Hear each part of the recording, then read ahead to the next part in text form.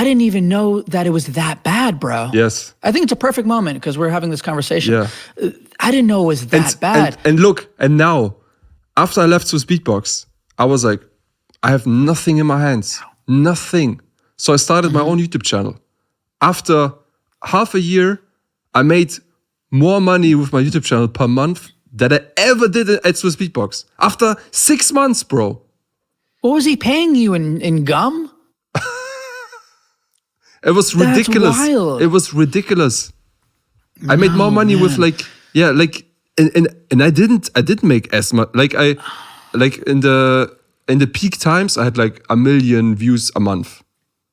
But I still made more money with this than at Swissbeatbox. And Swissbeatbox made how much? Sometimes it was 30 million, 50 million a month.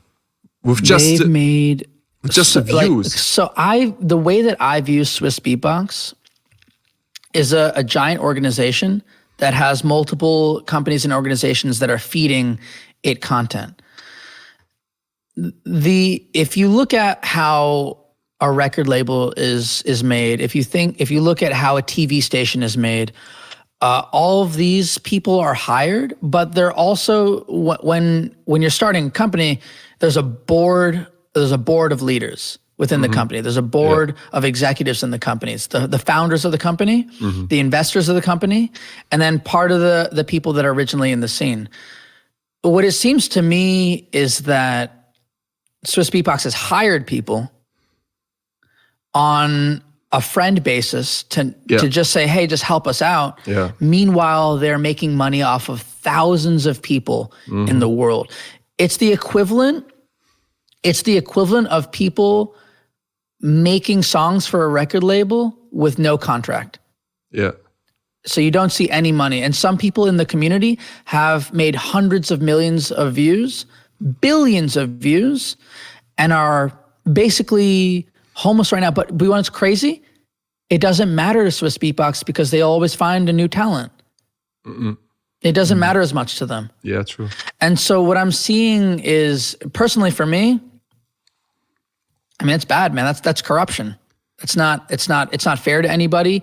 He's not providing value to even the top players and the top stars of the world that are making them their money. If you think about the NBA, are they not going to pay Michael Jordan? No, bro. It's Michael Jordan. The reason for why it was created was because of people like you, Madox, because of people like you, Bar, because of people like Inertia, freaking the ZDs of the world, Rockstar Loops. All these people have been supporting the culture for so long, and they didn't know how much money Swissbeatbox is making. Yeah. Swissbeatbox owns everybody. And on top of this, they're not even thankful, bro. You think I'm not even getting an invitation this year to GBB. I'm not getting anything. They're not even inviting. No. What do they hate you or something now? I think they're pissed because I left. But I had a reason to leave, bro. I had to make a living, man. He could have said like, hey, Madox, maybe we can't have percentage and partnership, but let me pay you a little bit more because I value you or work as somebody a little that's less. been part of our team. He wanted me to go full time. Like, this was the thing. I was like, maximum I can do is part-time, 50%, because I'm not making enough money right now to finance my own life. And I'm not like doing big things, right? I didn't even do vacations, anything. I mean, 2020, there was no way to do vacations anyways because of Corona. Yeah. But I needed to use the rest of my time to make money on the side because Swissbeatbox didn't pay me enough. But Pepuni was like, no, either you go full time for this amount.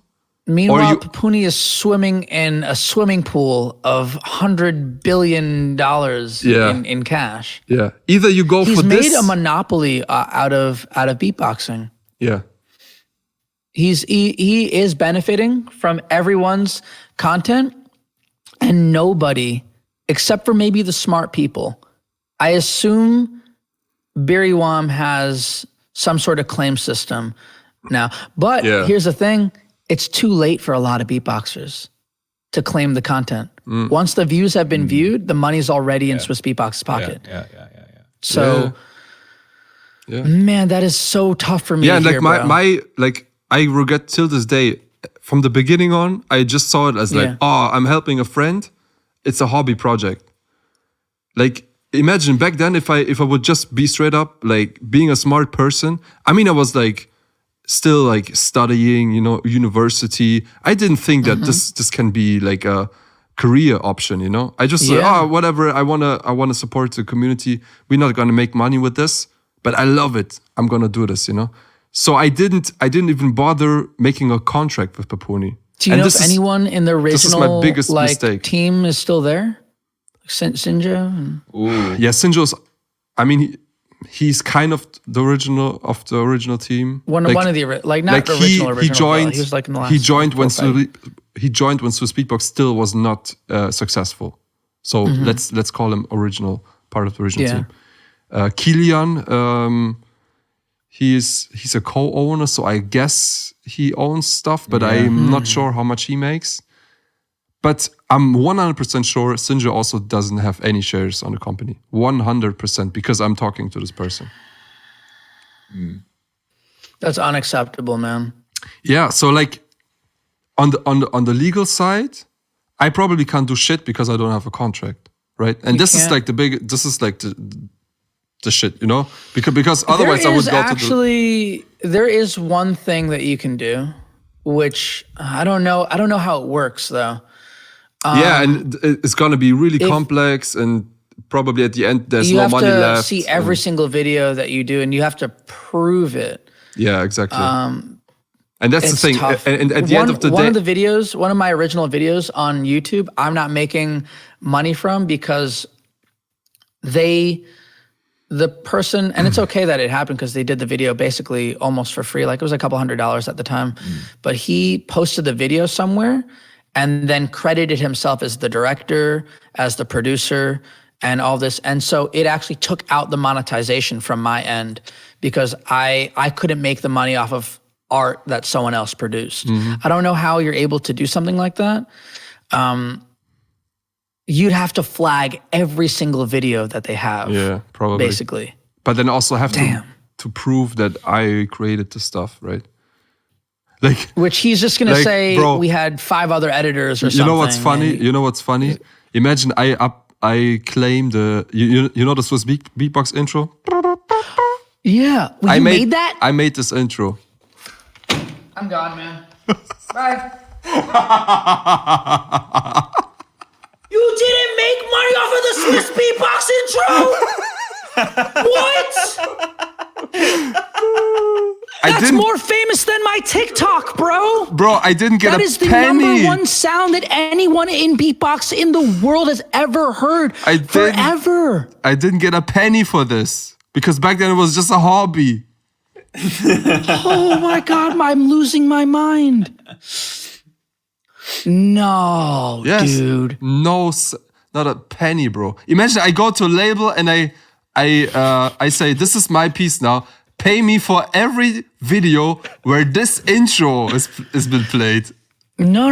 Hold on. Do they still use the intro or do they not use it anymore? Yeah, of course, bro. Okay, don't tell anyone. Okay. You can. There is a way. There is a way for it to happen. Do you have like the original files and everything from when you made it? No. On a computer or something? I don't have You made it with them on their computers? I did it on a computer that I don't have anymore. Okay. I don't have the files. Is there any way to prove that you made it though? It's okay if it's a no. Yeah. But here's what I think. You use your own sound though. Yeah. Now it's tough too because it's a combination of a lot of beatboxer sounds. Exactly. It's me. It's just the but the you outro. Produced it. This is me. Dude, the rest there's is bro. I'm gonna cry myself to sleep tonight because that's on it's on at least 1,500, 2,000 videos, right? It's in every video, yes, bro. Every more, video. Since the moment when people have even went on stage and performed it. Yes. Yeah. And they tried to change it, bro, but it's too No, dude, it's the it's too original. iconic. Perfect. It's too iconic. It is iconic. It's beatbox. Yeah. And I think the discussion that we're having is so important because for the first time in maybe half of a decade, we're having the conversation of maybe how beatboxers can take their power back. I should not be having to look at the top 100, top 200, top 1,000 beatboxers in the world, and I can't find their content on their own channel. I should be able to search up anybody, and they will have it on their channel. I should not have to look through. There's some beatboxers that don't even have a profile on YouTube. Yeah. They got like 2 videos, and everything is Swiss Beatbox. And also, like, as a booker, right? How do you approach this person? Like I was thinking about it. Me and Beard, we did a track together. It has 3 million views or something. I didn't get a single request from this track. Not a single one. What do you mean? You did a song and it got 3 million plays? Yeah, it has 3 million plays on YouTube, the song. Okay, and you didn't get a request for what? For playing gig anything. Not a single one. We did so much. You wanna know why? We released because people looked up your name on the song and they saw Swiss Beatbox. Yeah, exactly. They probably texted Swiss Beatbox. Here's the thing too. Here's in my head what makes sense. If I'm a company or an artist or anything or PR, A&R, and I'm looking up people's names and I find the artist that I want to work with, here's where it gets a little scary. And let's say it's you, Madox, right? Yeah. And they look at all the content online. They're like, oh, Madox, he's probably signed to Swiss Beatbox as a Swiss Beatbox artist. Let me contact Swiss Beatbox. Hey, Swiss Beatbox, we're interested in hiring Madox for our promotion. We see that you have a lot of content on. Oh, yeah. Oh, we could talk about that. Yeah, Madox rate is $1 million, yada, yada, yada. Yeah, can you do it? Oh, no, we're not able to. Sorry, Madox doesn't want to work with you anymore. Don't talk to us ever again. And now you'll never work with that company ever again because they thought that they were your representation. Okay, bro. And clearly, I'm going to be honest with you, it doesn't sound like they like you very much. Bro, here comes another crazy story. No, bro, there's more crazy stories. Bro. This is not Swiss Beatbox. Dude, this is the drama of beatbox right now. Here comes another crazy story. Around about 2015-16, I started to work with a social media manager. Like I want Tim to join Swiss Beatbox in order to improve how we work with social media. He was like, the first thing that you guys need to do is get sponsors. Do you read your mails? Do you check your Facebook messages? We were like, I was like looking at Papuni. I was like, no, I didn't check the messages on Facebook. You know who was texting us? Freaking McDonald's, bro. McDonald's wanted a sponsor? You know the dun dun dun dun. Yeah.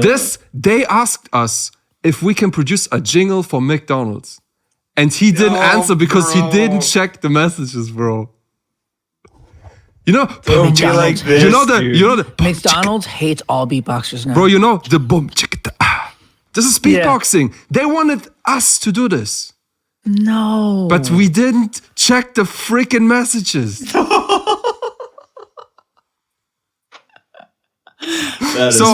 not even sure if Swiss Beatbox had these calls. Maybe they just didn't check the messages, and that's why none of us artists gets jobs. No, yeah. Bro, all the messages just go to waste. McDonald's, bro. No. The real crime would be if all of a sudden Swiss Beatbox was getting a lot of brands and a lot of sponsorships and deals, and then none of the artists that were part of it were part of the deals. Yeah. That's scary, man. Yeah, so I didn't say the McDonald's thing was a crime. It was just stupidity, you know? But I suppose that after this, Papudi really checked his messages, you know? And I can't imagine that McDonald's was the only big brand that ever reached out to him. Yeah. It's just, it seems crazy to me because there's so much attention for it.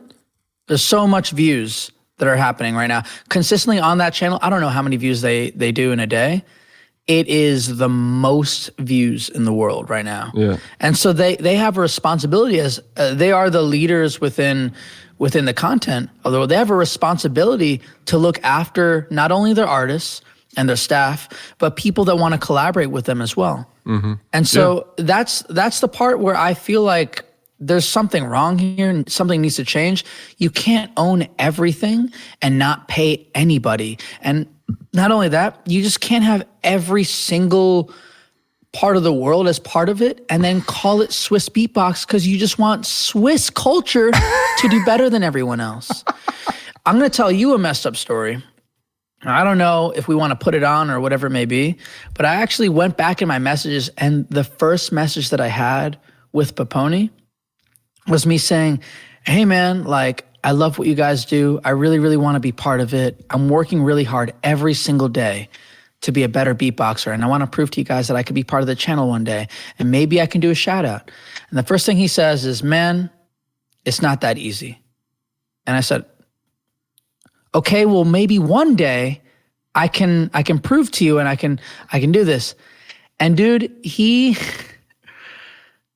I don't know how much I even want to express it because I looked at it back today and I'm like, oh shit, that's bad. I think he said something like America or something like that. Like he said like, man, what? Honestly, I could read it for you right now. I could read it for you because I screenshotted it because I almost didn't even believe it. Yeah. He says almost every year, he says in one sentence, the USA. Nothing against your country, but every other country in the world has more culture. Just saying. How old were you when he said this? Bro, I was like fucking, I was like 14, bro. Can you send me the screenshot? What? I was 14, bro. And he says, my country. No That is way. the craziest shit.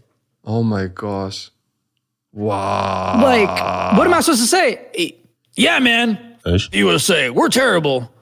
Bro, the thing you're making money with comes from the fucking US. Yeah. What is Inertia doing right now? Being the fucking bass god, making you fucking 50 million views on YouTube. And you want to know what? I've talked to Inertia. This dude is living with his family, not making any money, bro. No. Look at Napalm, That bro. kid is the most talented What kid. is One of the most Napalm? talented kids, bro. Napalm made so many views on YouTube for Swiss Dude, Beatbox. Napalm should have a fat check, bro. They should be giving Napalm cars. Yes. They should have paid for his house, bro. Yeah. And it really is also a competition between and that's why calling it Swiss Beatbox is a direct competition against anybody else that's in Asia or anyone else that's in any other country other than Switzerland, which does not make any sense in I'm the still not over marketing it. of anybody. It's not Still not promoting, over it's what he actually said. not promoting anybody. It's not. Yeah. USA, that's the craziest stuff that you can